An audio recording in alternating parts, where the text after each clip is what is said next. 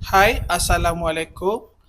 Punca-punca rambut gugur teruk yang menyebabkan rambut semakin menipis sehingga nampak kulit kepala. Pertama sekali, anda pergi ke toilet anda sekarang dan anda ambil shampoo anda dan anda tengok label di belakang. Kalau anda ada nampak ingredients terutama sodium lauryl sulfate, paraben, dimeticon yang dikenali sebagai silikon, sila buang. Kat sini saya nak terangkan antara bahan-bahan berbahaya yang ada dalam pasaran sekarang, sebab dan kesan. Kalau kita tengok shampoo-shampoo dalam pasaran sekarang, dia mengandungi SLS ataupun SLES, iaitu sodium lauryl sulfate.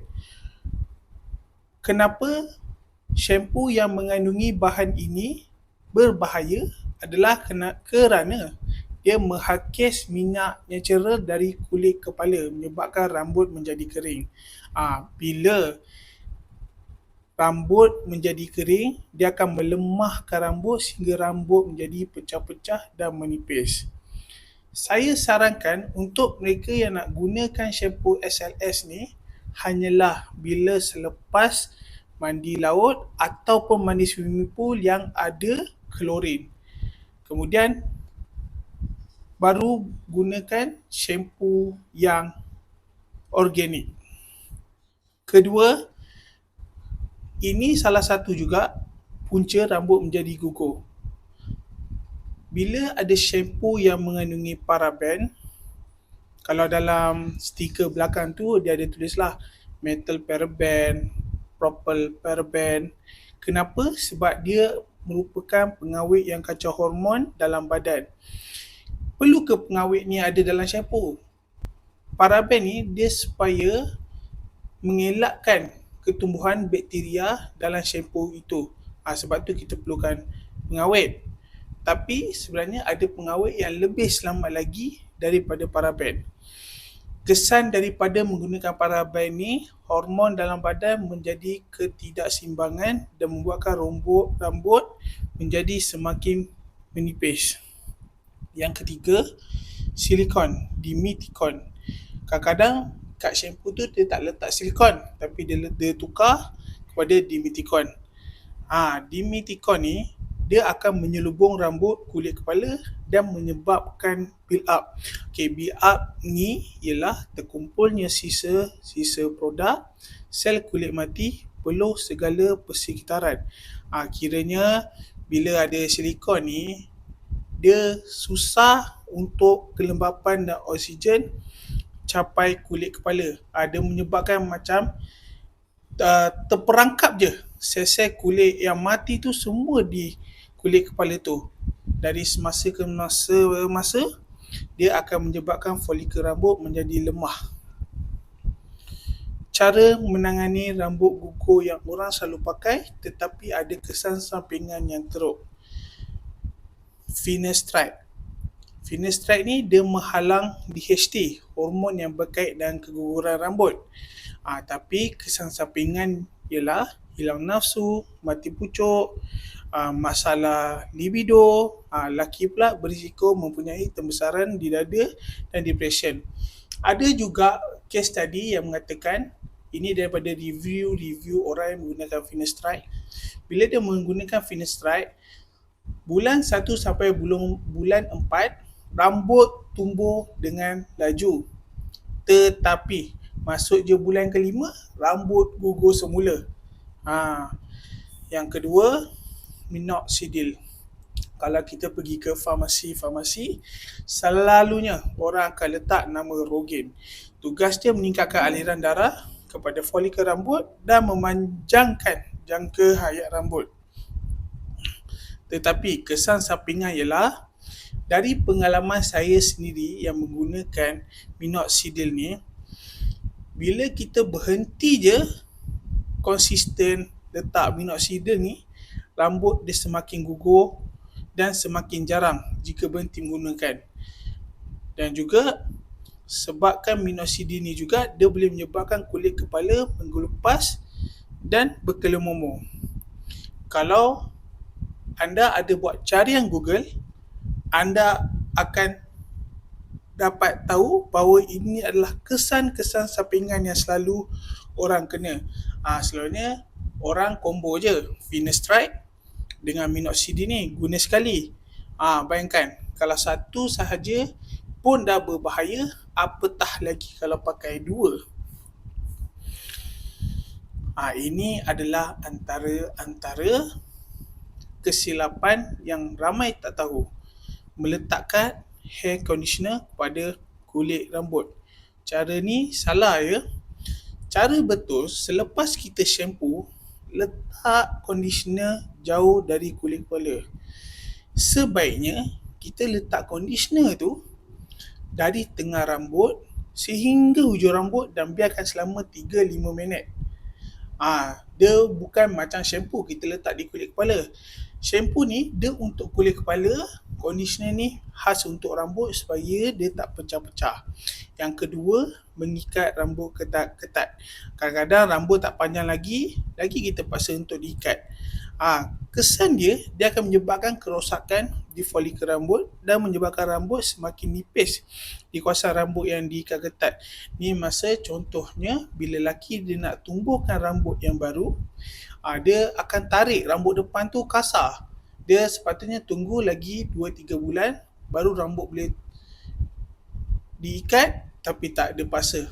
Yang sebenarnya ni sangat tak digalakkan. Yang ketiga, bagi kaum perempuan, mereka suka sangat flat iron, kerintingkan rambut dan bleach rambut. Bleach rambut ni lelaki dan perempuan jugalah. Bleach ni sebenarnya tak elok. Saranan saya, baik bertukar kepada macam pakai inai. Pakai inai ke pewarna rambut, itu sangat-sangat lebih baik daripada menggunakan bleach. Yang keempat, makan sikit protein, iron dan vitamin B12, D dan Z. Bukan saja badan perlukan nutrien, rambut juga perlukan nutrien. Selalunya bila kita cukup makan, kita akan dapat vitamin-vitamin ni. Stres ni adalah satu punca kepada segala-galanya. Bila kita stres, rambut kita senang gugur dan banyak lagi penyakit-penyakit yang boleh datang. Pastikan kita menangani stres dengan cara yang betul. Nombor 6, balik dari kerja, kita rasa penat, kita dah mandi, kemudian kita terus tidur dalam rambut masih basah. Tak boleh. Sebaiknya kita tunggu kering. Sebab apa? Bila rambut basah dan kita terus tidur, rambut dia senang pecah, terutama bila kita pusing-pusing kepala kan. Bila kita tengah tidur, kita rasa tak selesa, tidur belah sini, kita tidur belah sana, so kita banyak pusing-pusing kepala. Ni juga akan efek kepada rambut. Nombor 7, mengabaikan rambut kelih-momok. Selalunya orang rasa bila rambut kelih-momok ni kita abaikan je, kita rasa macam dia akan jadi makin baik lah ni. Selalu orang fikir masalah ni tak serius. Tapi bila rambut berkelih-momok ni, ini bermaksud kulit kepala tak sihat. Bila kulit kepala tak sihat, rambut memang senang putus sebab rambut tumbuh daripada kulit kepala. Sekarang kita dah tahu punca-punca rambut gugur teruk yang menyebabkan rambut semakin menipis hingga nampak kulit kepala. Sekarang kita nak beralih kepada antara langkah-langkah boleh dibuat untuk menangani masalah rambut gugur. Nombor 1, urut kelih kepala. Ini supaya meningkatkan aliran darah kepada folikel rambut, menggalakkan pembesararan rambut. Kita urutlah 5 ke 10 minit sehari. Sebenarnya ada juga studi yang mengatakan bahawa urut kepala ni sebenarnya adalah proven. Nombor 2, selalulah sikat rambut. Tapi guna sikat yang jenis lebar dan bukan yang nipis. Tapi jangan kasar-kasar. Antara tips yang saya dapat daripada orang salon, dia kata sikat rambut 100 kali sehari. Bila kita selalu sikat, aliran darah tu dia senang mengalir. Mungkinlah macam itu. Dan itu adalah juga tips yang saya selalu nampak orang yang rambut panjang buat. Nombor 3, keringkan rambut depan kipas berbanding guna hair dryer yang panas. Kadang-kadang bila kita dah lambat, kita pun gunalah hair dryer yang panas tu. Sebaiknya kita gunakan air dry. Adalah lebih baik kita keringkan rambut di depan kipas berbanding guna hair dryer. Nombor 4, banyakkan minum air kosong. Nombor 5, mandi dengan air sejuk. Yang ni saya dapat tahu daripada kawan saya, rambut bila kita mandi dengan air panas, sebenarnya dia bukanlah panas sangat pun. Dia sebenarnya kalau kita mandi yang suam tu kira okey lagi. Tapi bila kita mandi panas dia memang akan efek pada rambut.